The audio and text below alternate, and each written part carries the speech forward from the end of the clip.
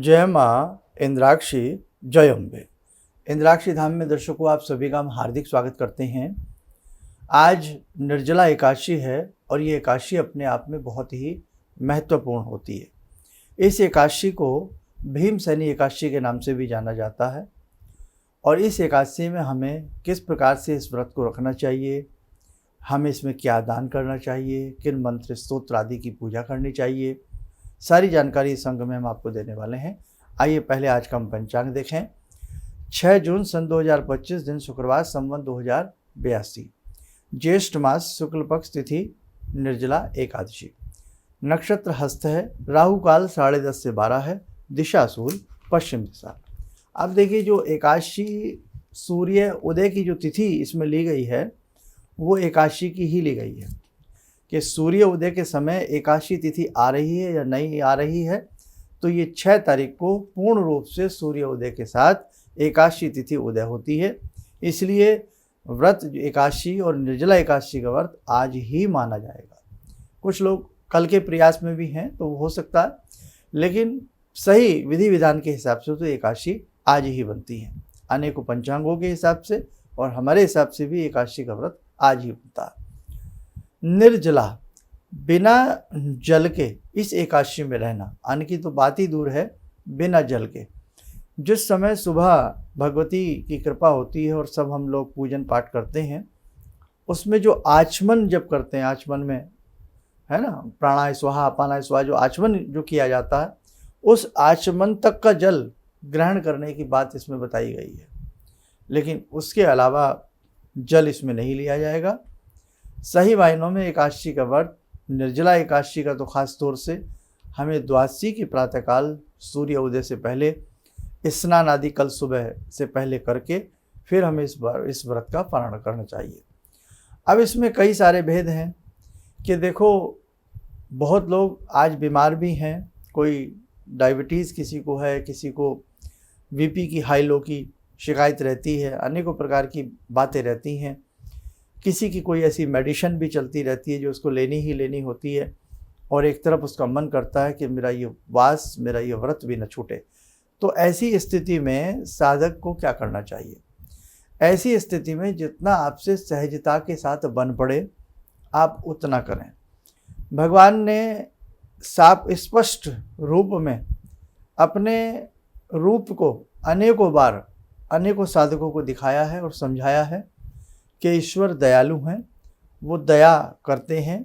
इसलिए आप ये न समझें कि आपका शरीर यदि नहीं झेल पा रहा है और आप जबरन उस काम को करने में लगे हैं और बाद में कोई ऐसे सर्कमस्टांसेस उत्पन्न हो कि आपको कोई दिक्कत आ जाए और दिक्कत की वजह से आपको अपना व्रत खंडित करना पड़े, तो उससे बेटर है कि ईश्वर दयालु हैं।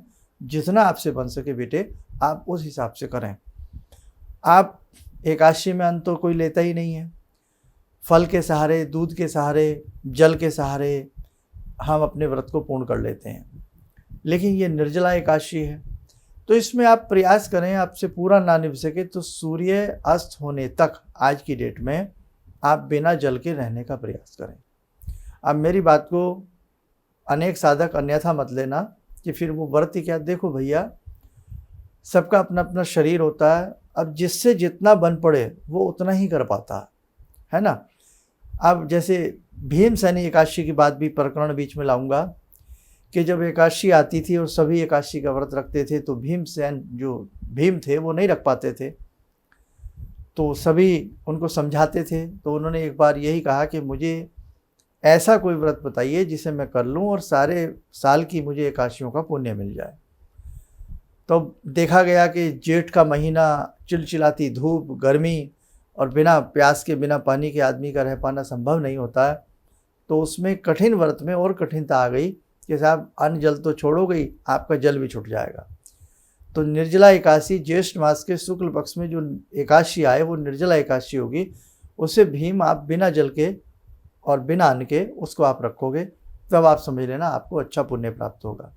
भीम ने ऐसा ही किया तो तब से ये भीमसेनी एकादशी, भीमसेन एकादशी या भीमसेनी एकादशी के नाम से भी जानी जाती है। अब वो भीम थे, बहुत बहादुर थे, वीर थे, लेकिन एक साधारण व्यक्ति की हम बात करें तो बहुत क्वेश्चन ऐसे हमारे पास आते हैं शर्मा जी हमारी मेडिसिन चल रही है, हम नहीं छोड़ पाते हैं, अगर कई बार मेडिसिन नहीं लेते हैं चक्कर आते हैं, गिरने को तैयार हो जाते हैं, ऑफिस जाना है, घर देखना है, बहुत सारी बातें हैं। तो देखो मैं तो यहाँ यही कहूँगा, शास्त्रों में भी लिखा है मुसाफिर हो उसके लिए छूट है, कोई रोगी हो उसके लिए छूट है, कोई बालक हो उसके लिए छूट है, और अनभिज्ञ हो, कोई किसी चीज़ की कुछ जानकार ना हो, अनभिज्ञ तो फिर अनभिज्ञ है ही। तो आपसे बेटा सूर्य उदय तक निभाए तो तब तक आप निभाने का प्रयास करना, और बाकी रात्रि में अपने मन में चिंतन बना के रखना। आज के दिन जल का दान करना, मीठे शरबत का दान करना, मीठी छबीलें लगाना, शरबत बांटना बहुत अच्छा होता है। और जो आज के दिन ही व्रत का पालन कर लेंगे, हालांकि विधान तो कल सुबह का है, मैं बार बार ये बात कह रहा हूँ। अब सुबह का भी समय बहुत लोग पूछ रहे हैं, तो सुबह का समय यही सूर्य उदय के बाद अपना आराम से आप अपने यज्ञ कर सकते हैं, करा सकते हैं। दान पुण्य का जो भी आप सामग्री देना चाहें, जैसे आज देना चाहें या कल देना चाहें, घड़ा है, पंखा है, मौसमी फल हैं, कोई दक्षिणा है, वस्त्र है, जूता है, छाता है, जो भी आप देना चाहो वो दे सकते हो। एक तो आप निर्जल हो, और निर्जल अवस्था में इतना बड़ा तप आप कर रहे हैं, तितिक्षा कर रहे हैं, गर्मी में प्यास को मारना, ये बहुत, भूख के बिना व्यक्ति एक बार को रह लेता, लेकिन प्यास के बिना, पानी के बिना रह पाना बहुत ही कठिन हो जाता। लेकिन भगवान सत्य देते हैं, प्रभु शक्ति देते हैं, वो हिम्मत देते हैं, तो व्यक्ति में हिम्मत भी आ जाती है। और ऐसा तप करते समय कोई दान करना तो वो अक्षय होता है, वो दान अनंत गुना फलदायी बन जाता है। तो बेटा आज चलते फिरते गायत्री मंत्र जरूर पढ़ना, भगवान श्री हरि के किसी भी मंत्र को, ओम नमो भगवते वासुदेवाय नमः, किसी न किसी मंत्र को जरूर पढ़ना, विष्णु सहस्त्र नाम पढ़ना, गौ माता की सेवा करना, पक्षियों को अन्न दाने डालना, कुत्तों की सेवा करना, जीवों पर दया करना। और आज के दिन से एक भूमिका और अपनी बनाइए, आप ऐसा कोई संकल्प लीजिए, सत्य संकल्प लीजिए कि आज से हम लेदर का प्रयोग नहीं करेंगे। ऐसे बहुत लोग हैं जो व्रत तो रखते हैं, लेकिन साल में वो कहीं ना कहीं नॉनवेज का प्रयोग करते हैं। तो आपको ऐसी भी कसम उठानी चाहिए कि आज हम निर्जला एकादशी के शुभ तिथि पर, शुभ व्रत में हम ऐसा संकल्प लेते हैं भगवान विष्णु कि हम आज के बाद नॉनवेज नहीं खाएंगे, आज के बाद हम नॉनवेज नहीं बनाएंगे, आज के बाद हम लेदर चमड़ा प्रयोग में नहीं लाएंगे। ध्यान रखना, सेवा से ही आपके व्रत का नियम निभता है, दया से आपके व्रत निभते हैं। एक तरफ तो हम व्रत रखें 1000, मालाएं करें 5000, और मन में हो निष्ठुरता, मन में दया नाम की कोई भी चीज़ ना हो, भाव नाम के कोई भाव ना हो, सेवा नाम की कोई भाव ना हो, केवल लकीर के फ़कीर बने रहें कि साहब मैंने तो 4 डुबकी लगा ली, मैंने तो आज व्रत रख लिया, मैंने तो आज 28 माला कर ली, लेकिन परोपकार की भावना 28% भी हमारे मन में नहीं है। तो ध्यान रखना, जब तक हम जीवों पर दया नहीं दिखाएंगे, जब तक हम अभक्ष्य पदार्थों का सेवन नहीं छोड़ेंगे, जब तक हम लेदर चमड़ा का प्रयोग करना नहीं छोड़ेंगे, जब तक हम जीवों पर दया करनी नहीं छोड़ेंगे, जब तक हम परोपकार की भावना करते रहेंगे, अच्छे से भावना को करना ही पड़ेगा, और नहीं करोगे तो हमारे किसी नियम व्रत संकल्प का कोई इतना बड़ा मायने नहीं रह जाता। बेटा भक्ति अपने साथ बहुत सारी चीज़ों को देखती है, भगवान बहुत सारी चीज़ों को अपने साथ लेकर के चलते हैं। भगवान ने सारी दुनिया बनाई है, ये प्रकृति, ये सब कुछ भगवान का बनाया है। तो भगवान की बनाई हुई चीज़ों से हमें प्रेम करना चाहिए, उनको उजाड़ना नहीं चाहिए। वृक्षारोपण करना, वृक्षों को न काटना, न काटने की सलाह देना, पशु पक्षियों पर दया करना, अपने जीव के स्वाद के लिए पशुओं का कटान करवाना, ये सारी चीज़ें बहुत ही अशुभ हैं। और ऐसी स्थिति में यदि हम कितनी भी माला करें, कितना भी जप तप करें, बेटे वो अधूरा है। आज हम बहुत लोग ये कहते पाए जाते हैं, हम तो चींटी भी नहीं मारते, हमने किसी का दिल नहीं दुखाया, तो हमें काहे की सज़ा मिल रही है।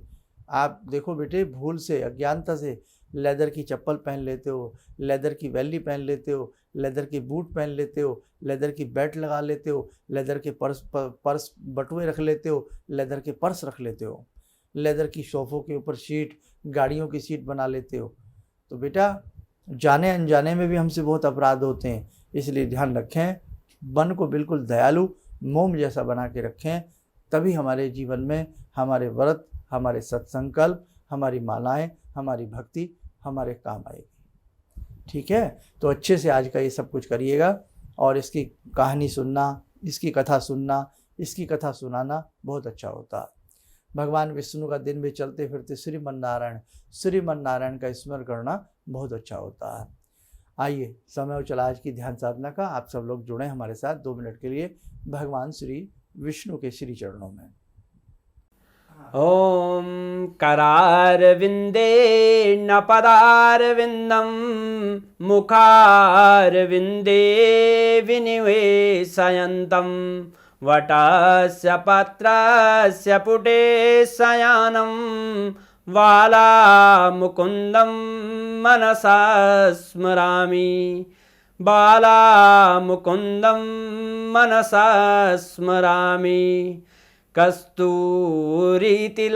ललाटपटले वक्षस्थले कौस्तुभं नासाग्रे वरमौक्तिकं करतले वेणुकरे कङ्कणं सर्वाङ्गे हरिचन्दनं सुललितं कण्ठे च मुक्तावले गोपास्ति परिवेष्टितो विजयते गोपालचूडामणि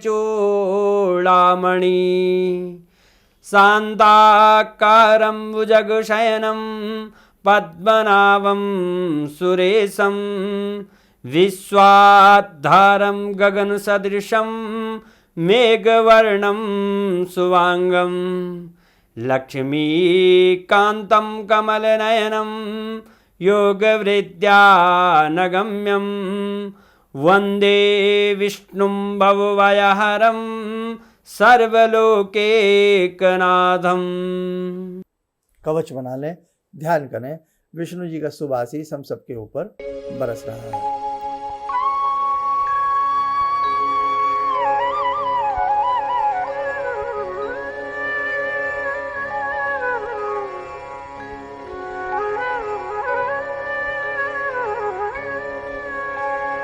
ओम बोलते हुए नेत्र खोलें, सामान्य हो जाएं। देखो साधकों, बहुत सारी ऐसी चीज़ें हैं जो समय समय पर आपको सीखनी और करनी है। दीक्षा के लिए बड़े लोग आतुर हैं। दीक्षा के लिए बहुत जल्द हम डिक्लेयर करने वाले हैं कि कब से दीक्षा दी जाएगी। आप लोग बस उसके लिए तैयार रहें। आगामी समय में एक बड़े शिविर, बड़े पूजन, बड़ी प्रैक्टिकली चीज़ें आपके संग हम करने वाले हैं, कराने वाले हैं। आपको हम आमंत्रित करेंगे, फ़ोन के माध्यम से भी समझाएंगे, यूट्यूब के माध्यम से यानी कि, और साथ में आपको बुलाकर भी हम बहुत सारी चीज़ें सिखाने और समझाने वाले हैं। बस आपका प्रेम यूं ही मिलता रहे और हम सब यूं ही आपस में प्रेम पूर्वक जुड़े रहें। चलिएगा, आप सब लोग स्वस्थ रहें, सुखी रहें। इन्हीं शुभकामनाओं के साथ हम अपनी वाणी को विराम देते हैं। जय जय अम्बे। भगवान से जुड़ो और भगवान से जुड़ने का जरिया आपने बताया, बहुत अच्छा लगा, बहुत धन्यवाद। और सनातन धर्म को जिंदा रखने के लिए आप जो प्रयास कर रहे हैं बहुत सराहनीय है। हम लोग को मौका मिला है, हम लोग भाग्यशाली हैं जो आपके करीब आने का हम लोग को मौका मिला है। किसी भी समस्या के समाधान के लिए मिले प्रसिद्ध हस्तरेखा एवं वास्तु विशेषज्ञ प्रोफेसर धर्मेंद्र शर्मा जी से। नोट: शिविर में भाग लेने हेतु एवं व्यक्तिगत रूप से मिलने के लिए कॉल करने का समय सुबह 10 बजे से शाम 6 बजे तक।